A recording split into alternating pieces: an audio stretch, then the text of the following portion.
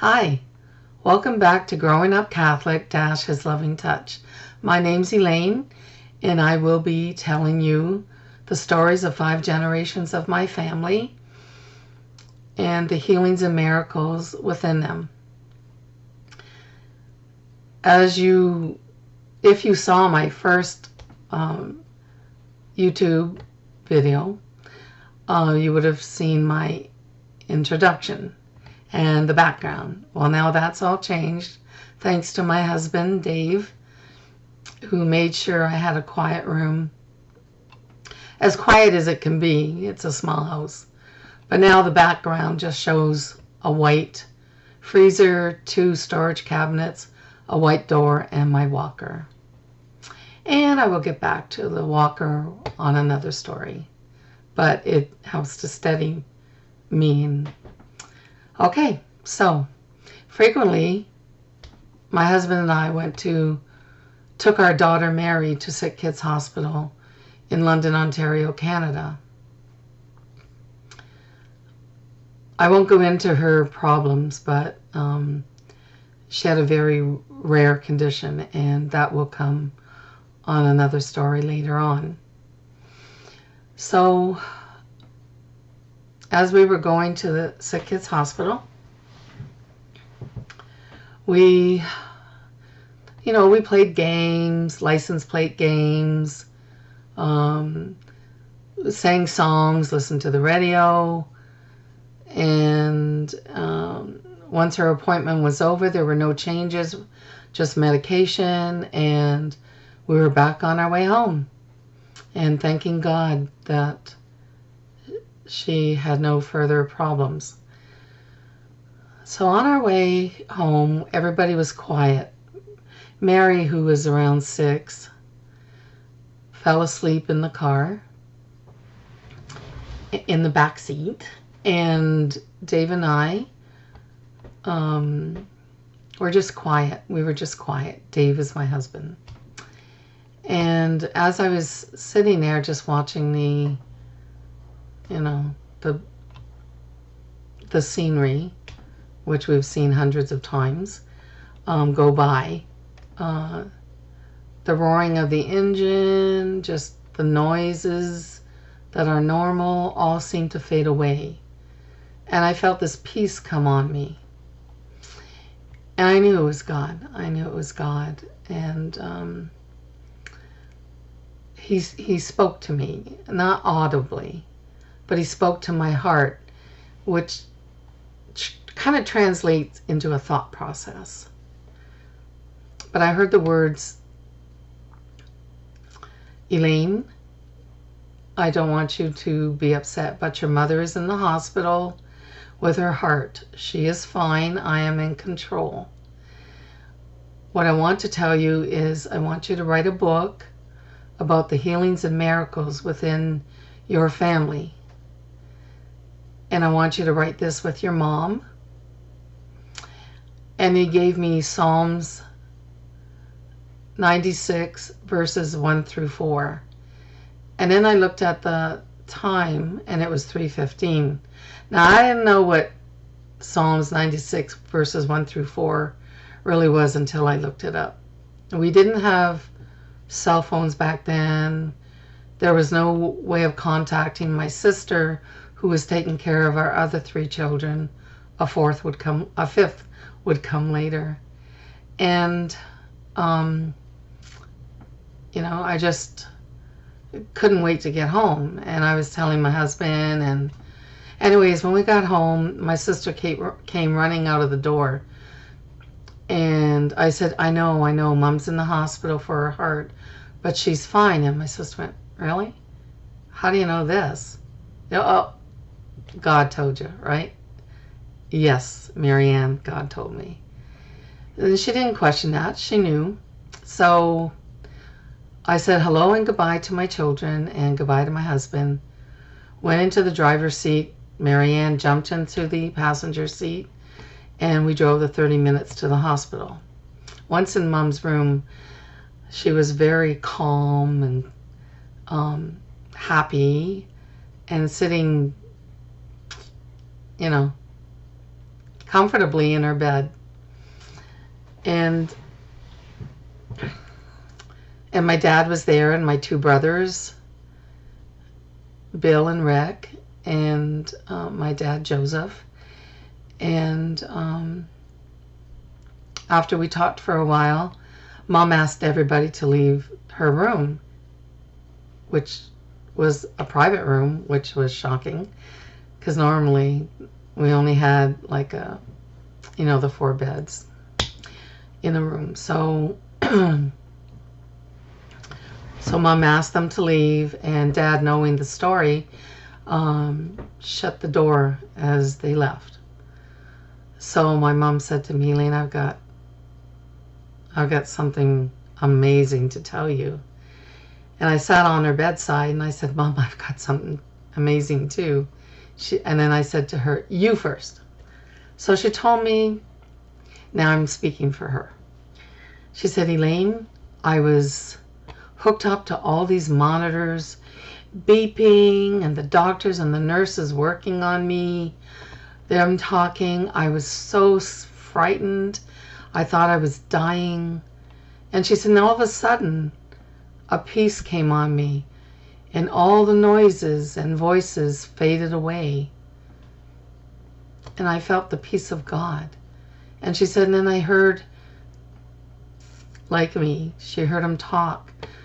And he said to her, Elaine, no, Beatrice, that's my mom's name. Beatrice, you are going to be fine. I want you to write a book with your daughter, Elaine. I want you to write about the healings and miracles within your family.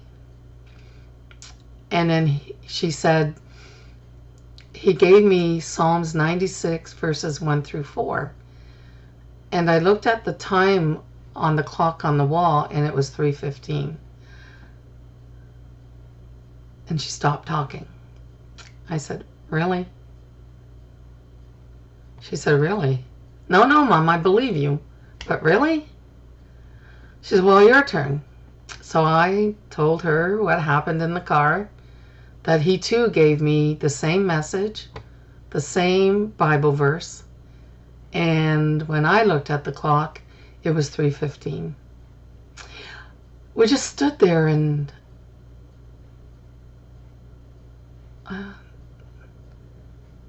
not really understanding, like, how could this be? We knew God was omnipresent, but the same message, the same Bible verse, the same time. So we just were like kind of in shock. And then when we finally found our voices again, I said, Mom, does he know who he's asking? She says, well, I think we've got proof. I said, I know, but how are we going to do this? And she said, one day at a time. Well, being the mother of 4 and then 5 children, having my permanent part-time job, which was 4 days a week,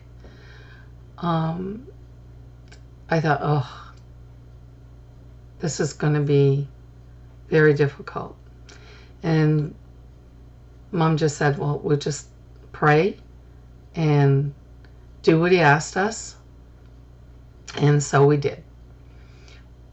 We started off with Mom telling the stories from her youth, and I would document them, write them down.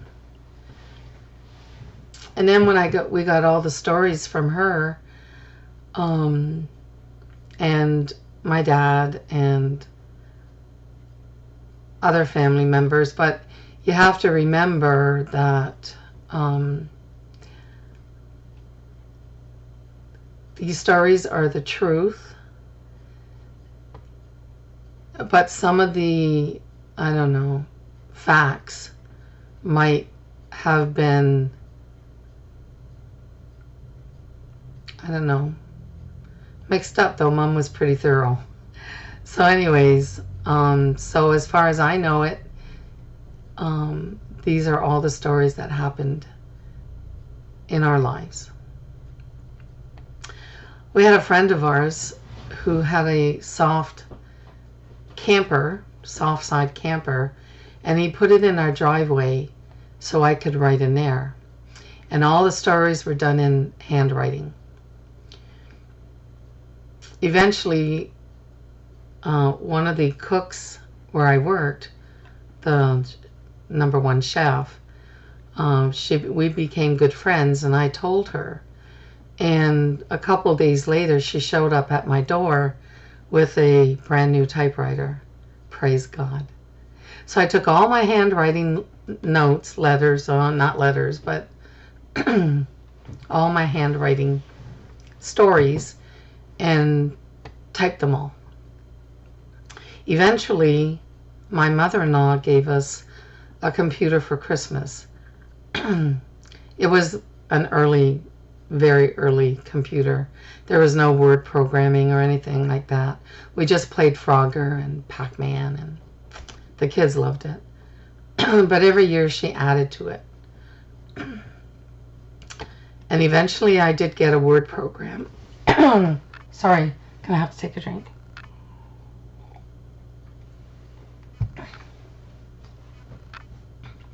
Sorry about that. So then I did get a word processor at one point, and then once again I took all my typed-written stories and put them in the computer and saved them to a floppy disk. And then I printed them all up. Oh, and then we got a printer, and I printed them all up. So this is the book. Ouch. Sorry. This is the book. Okay, it's kind of dirty, but you know, and this was my first front page for the book, His Loving Touch. So the next thing was to have it published. Easier said than done. Even with God, like God had his timing, right? My mother kept reminding me of that. It will be with God's timing, not mine, not yours, God's. We did what he said. Okay, now we wait. So at that time, in order to get a book published, you had to have a literary agent. Okay.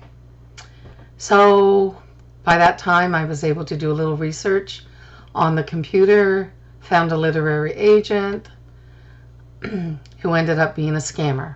How did I find that out? After I sent him a little bit of money, because we didn't have any, just from our taxes, when we got like money back. And I only just took a little part of that because our family needed it the most. And my sister helped. So one night I had a dream. I dreamt of a man from the neck down, and he was standing in front of a large desk, or a long table actually, with papers all around him. But most of all, what I saw was his belt. And in the belt, like right in the middle of the belt, there was a coiled up snake. So when I woke up, I went, after the kids all went to school, I decided, I'm going to research him again, just, to see if anything pops up. So immediately a picture with his name below the picture came up on the computer. And it was the name of the literary agent I had. But it was a picture of, guess what? Him from the neck down. What was most interesting about the picture? His belt buckle with a coiled snake inside. I knew at that moment I was being scammed for sure. God showed me. So I had this guy's number, landline number, and I called him and he answered. And the first thing I asked him, I said, do you have a belt with a buckle with a coiled snake inside the buckle? You know, like not a real snake, just. And he said yes. And I said, you're scamming me. And he said, what? And I told him about my dream. And then I told him about finding the picture on the computer. And he tried to talk himself out of it. Blah, blah, blah. Even asked me for more money. I said, no. I said, you're scamming me. And you're not real. You just out there to get money from people who are naive. I am. And trusted you. I did, but not anymore. He hung up on me, and that was it. So now I had this book. All done. Nowhere to put it. Couldn't self-publish. It was too expensive. So I put it on a shelf. The book on the shelf. And it stayed there for a long time because life, as I knew it, was extremely busy. Now with 5 children, a very ill daughter, and work. So I kept saying to Mom, you know, God asked us to write this book. We did it. Now what? Just keep praying. There's a time for it. So eventually, my mom got sick and had stomach cancer. And she was diagnosed just before Christmas and died the following February 1st. So what? 7 weeks? She died. I was amazed because stomach cancer is very painful. My mom never complained of pain. I saw her almost every day before I went to work, and she never seemed to be in pain. And I helped care for some of her needs and helped the nurses care for her. But anyways, when she died, I felt, you know, I lost my best friend, my spiritual advisor, my bridge. And the book seemed to die with her. It just stayed on the shelf.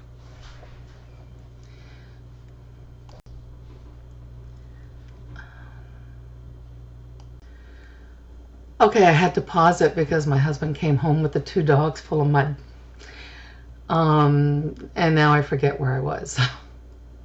I know I was talking about my mom and how I felt the book was, you know, died with her. So it stayed on the shelf, as I said, and life took over. And I often thought of the book. I often would tell the stories to some of my friends, but I didn't do anything about it until maybe a year and a half, 2 years ago, where I decided to do a blog and put the stories on a blog. But nothing came of that, and I never prayed about it. I just did it. So I ended the blog because it was costing me money, and my husband's retired and I'm retired, well, forcibly retired with my injury. And so, you know, I don't know, I didn't know what to do after that. So YouTube kept coming to me, And I thought, oh Lord, I am not an interesting person. I do not have a great voice. But I will try it. I will try this. So here I am on YouTube. And I hope you enjoy my stories, true stories. Again, not fairy tales. So I'm going to end it with this. And thank you for watching. And please subscribe, as people do on YouTube. They'll say subscribe. And when you do leave comments, please be respectful. Not demeaning, no vulgar language. But I do appreciate comments. You don't have to agree with me. We all have different opinions. But these stories speak for themselves, and I do hope you enjoy them. And for that, I say God bless you. Thank you. And goodbye.